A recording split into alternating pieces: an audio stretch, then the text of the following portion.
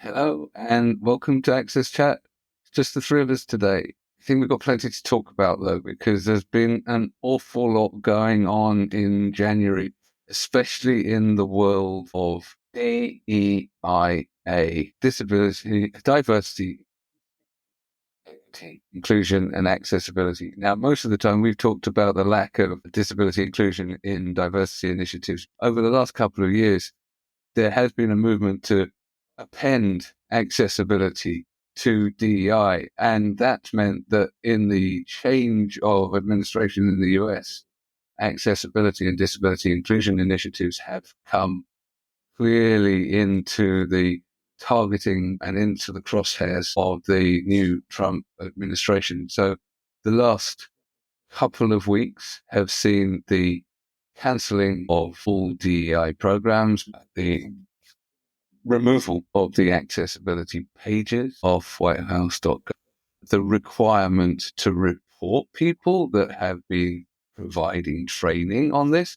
Now, that could also mean that we're reporting on people providing training on technical accessibility, not just disability inclusion stuff. And then yesterday, we're recording this on a Friday, so it'll be a few days ago by the time that you actually see this. In response to the terrible plane crash in Washington, D.C., the President of the United States blamed the cause of the accident, although there is no evidence yet because the investigations haven't finished, on DEI initiatives and the recruitment policies that included people with intellectual disabilities, is how you put it. So effectively blaming DEI and disability for the deaths of 68 people.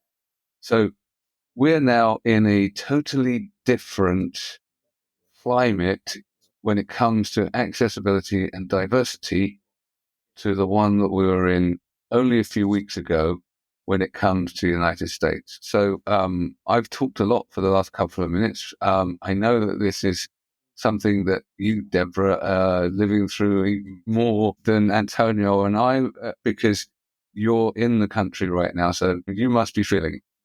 Yep. And I'll tell you, we're crying a lot. We're hugging a lot. I come in the library. It's very hard to be here right now. But, it's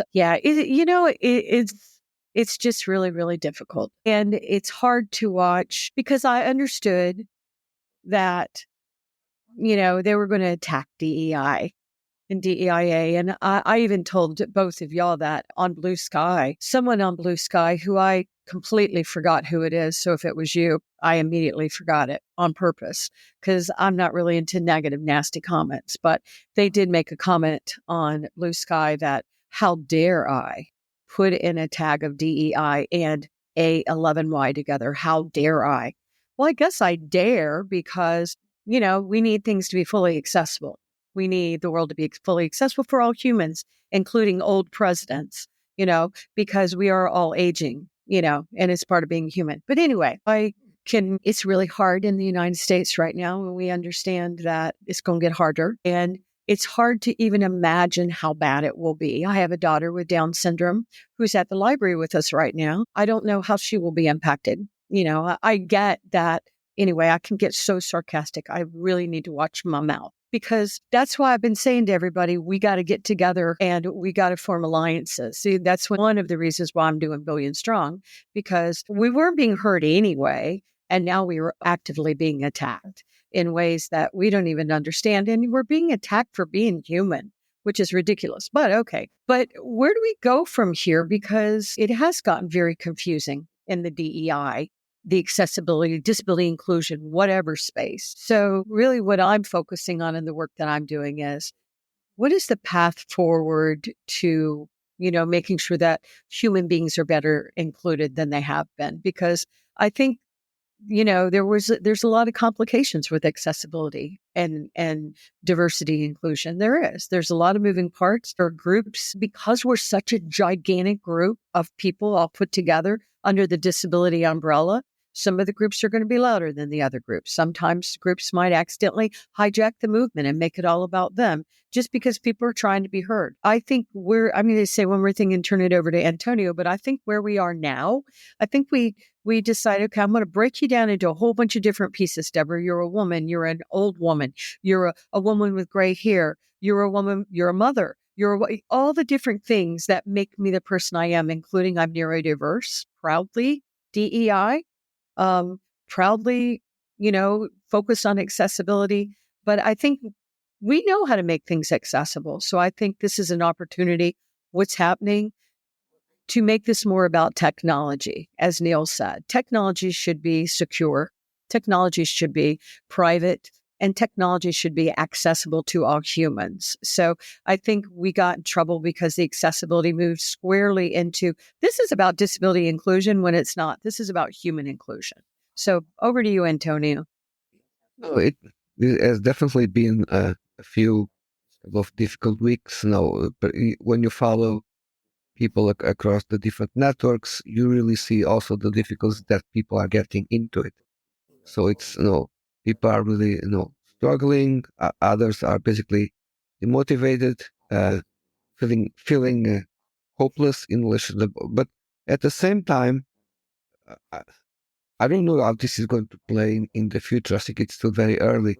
A lot of people seem to be coming together a little bit more, and hopefully that will be consolidated. At least that some of the things that I have seen. I don't know where this is going, but I think that this could be also an opportunity to bring people together, people that were apart, people. Oh no, I don't need you. You are there. No, I'm here. Now that we are under this kind of a pressure, maybe this is people be more open to talk with each other. Maybe. I'm just being hopeful. No, No guarantees. I agree. I agree. Can I make one more comment? And I am one of 300 million Americans. I'm only one. But I will tell you, and I don't know if y'all have noticed this, but not all Americans are being quiet. But I would say a large majority of Americans are not talking about this on social media. I know I'm very active on social media, but I have pulled way back. And I believe a lot of Americans have, because we're traumatized. We're in total shock. And even the people, it doesn't really matter how people voted. We've got it. We're there. So I think that's what's happened. We're traumatized and we're in shock. And so we are all in our own way, I believe, because we're strong people. I think we're trying to figure out, how do we move forward past this? We can't do anything about what's going on. We just can't. But what we can do is come together and make the world a better place. Sorry, over to you, Neil. Yeah. So okay.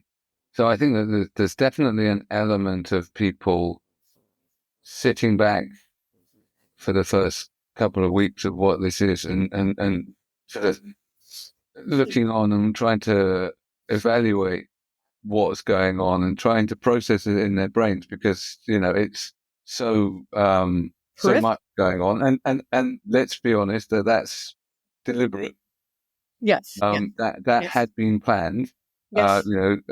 But what I do see now with this latest statement is a significant amount of unity in voice of condemnation of this particular outburst, blaming with no evidence, people with disabilities and DEI policies for the deaths of so many people, has, I think, crossed the line for quite a lot of people that have sat back, that have not said stuff because they want it to be seen as rational, not party political, not wanting to go directly onto the attack when it's a new government and we're playing a bit of wait and see.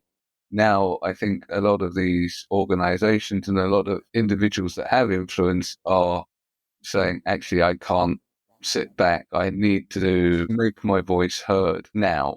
So I think that what was said was so egregious, so wrong, that it's incumbent on us to talk about it. This is not party political. This is a moral issue, right? And this is an issue about truth, because no one knows what's caused this yet. So it's not political to say that what was said was untruthful. It's not political We don't to even say that care. without the knowledge We to don't care say 'cause something truth is not untruthful any. is We damaging. don't care. Right. We don't care about truth No, anymore. no, yes, I know what you mean, Darren, because some of these groups who are coming up to these conclusions, they attack the media over and over, Yes. and to discredit whatever they say, and they create their own truths and wherever they are, This is the Steve Bannon strategy of flood the zone with shit, right? It is So I understand that, but at the same time, there is still an opportunity for a flooding the zone with truth, and we haven't done the flooding the zone with No, truth. we have no. People Right? are still traumatized, Yeah. right? So- I know as Americans we are, and we're just, and it's coming so fast, and people are freaked out. But I think it's important to highlight two other things. Yeah. There are places that were able to bring people together, people communicate, and some of those two places have been hijacked. Yeah. No, Facebook and X. Yes. So they have been hijacked. So those are places where we're not able to see that through in a clear manner. So I think that also creates a problem. Control of information and the flow of information is really, part of the political strategies, and the fact that we moved Access Chat to Bluesky is so that we still have the freedom, because any criticism of those policies or those approaches is deprioritized algorithmically and is most likely to attract hate speech and everything else. Whereas I think on a different platform, which is growing, it's past 30 million users now. So that's really positive. There is an opportunity for more truthful and honest engagement.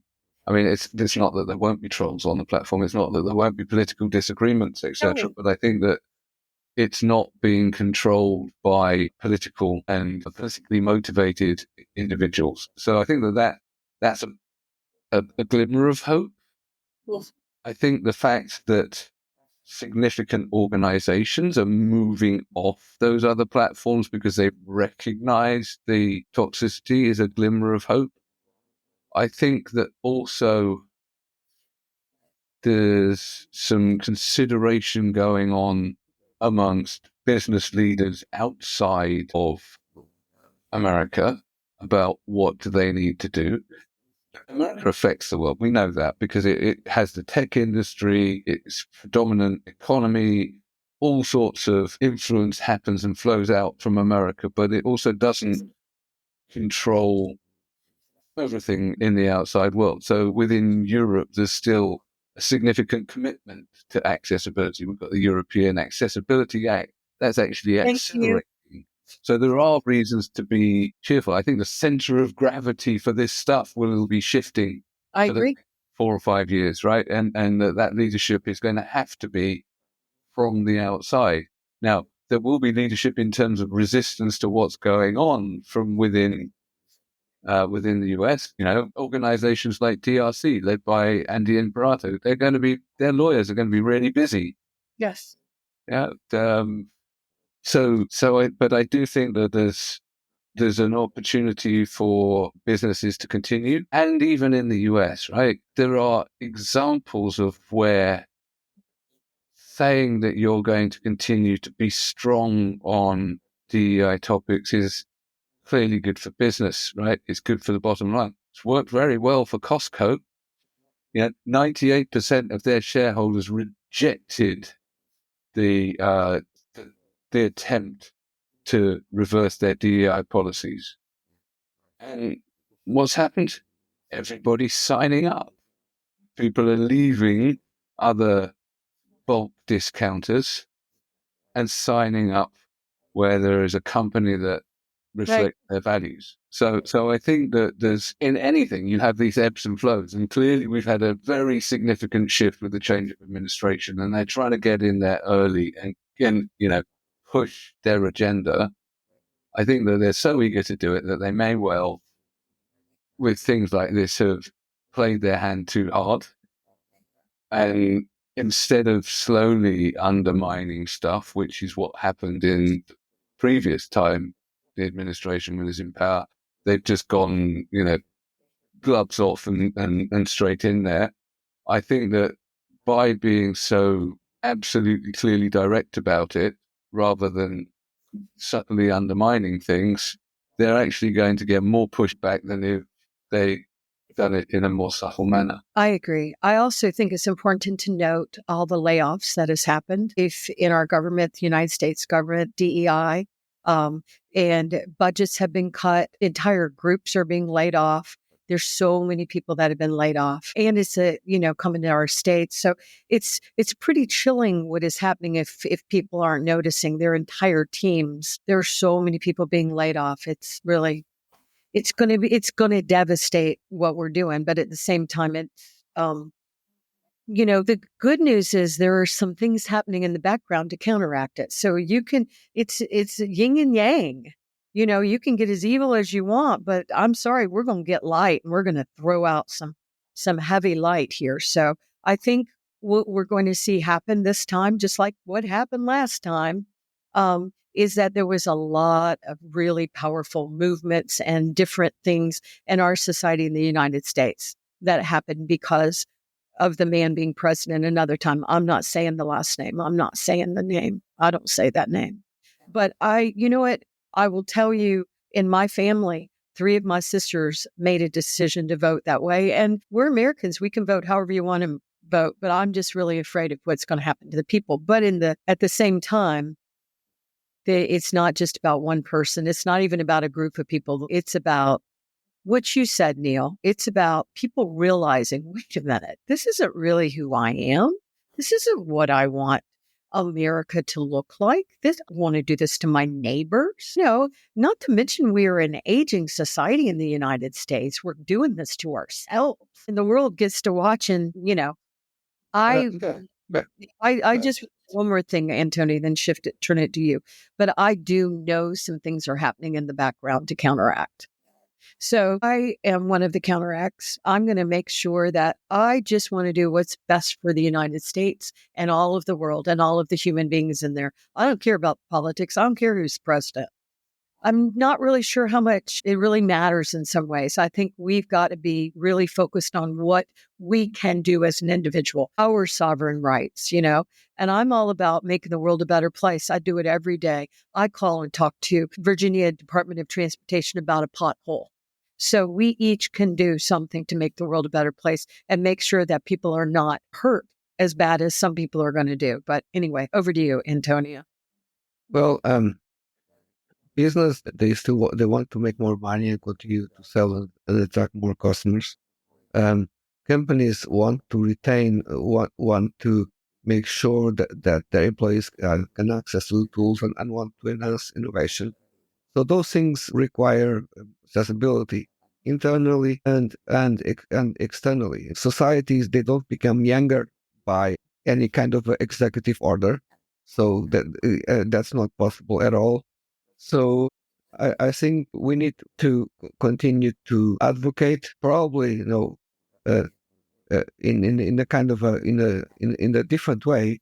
Yes. But we still have plenty of examples and good use cases to drive this where we want to go in terms of accessibility, in terms of disability, in order to make everything more inclusive. Yeah, I think that businesses have recognized that, as you say, but it also, accessibility contributes to the tax take of a country. So in the name of efficiency, what will actually happen is it will reduce the tax take and the money in for any government that wants to cut accessibility. So it's not really efficient to cut accessibility. In fact, it's rather the opposite, because when you invest in making stuff more inclusive, making it work for older people, you're reducing the cost to the economy, you're creating extra jobs, it's a booster. So you get a return on that investment. So I think that companies will continue to invest because they will follow the money, they will follow the customers, they will follow efficiency, and they will follow, in the case of Costco, what their shareholders want them to do. And I think that state governments are going to do the same. Yes. Frankly, we're already seeing that's the case in many, and some of the state governments are already challenging some of the exec orders on this. And our And judges and are that as is one of the things about the federal system of the US, is that the states have a lot of control over these things. So what you don't get is equal treatment in all of those states, right? Because some states are going to do more than others. And the federal oversight was that equalizer. So you've lost that equalizer right now. Let's see where these things go. I think that we, as a community and as professionals, need to keep building and being unified and showing the value. I think that there will be a change of gravity. There may well be a focus more on actually the pragmatics rather than the performance of DEI and accessibility. And I, for one, don't miss the idea of performative actions. Performative actions don't advance our cause. They are probably the sort of things of the flag waving and we've seen the complaints about Global Accessibility Awareness Day, where people complain about companies only talking about accessibility on a single day, or people saying that companies only care about LGBTQIA issues when they can paint their logo rainbow. Those kind of low value contributions, yes, they say that we value a little bit, but nothing tells the community that we value you more than actually doing the real work to include people, the real work to make stuff work for people with disabilities, for older people. And that work will continue. I agree. So can we be positive? I think we can. How we do this, it's going to be tough. It's hard to be positive right now, and I'm obnoxiously optimistic. It's something. It's one thing if it's another country. It's really, really hard when you're walking it. And everybody that talks to me from other countries wants to talk about it, and I actually can't talk about it because it's just. I find it very scary and distracting, and I'm empathetic. I was. Hurt. I think, in fact, when we look at national identity, I think what is happening in the United States actually is broken national identity, because I've seen a lot of people in the United States identifying themselves a lot more with European values than with values that are currently. Yeah. I would say, Antonio, and I'm interrupting you. I apologize, but we do have those values in the United States. Just because a couple of some don't, most Americans, we do have those values. We do, and we have to decide what is okay. What is okay, Deborah? What is okay for you? It's not okay what's happening. Okay, fine, Deborah. What can you do about it? Well, I can do a lot about it. I can't stop what's happening, but what I can do is I can make a difference right in my lane. And I think that's what Americans is. All Americans are going to have to figure this out. And by the way, not just Americans, but we have personal power.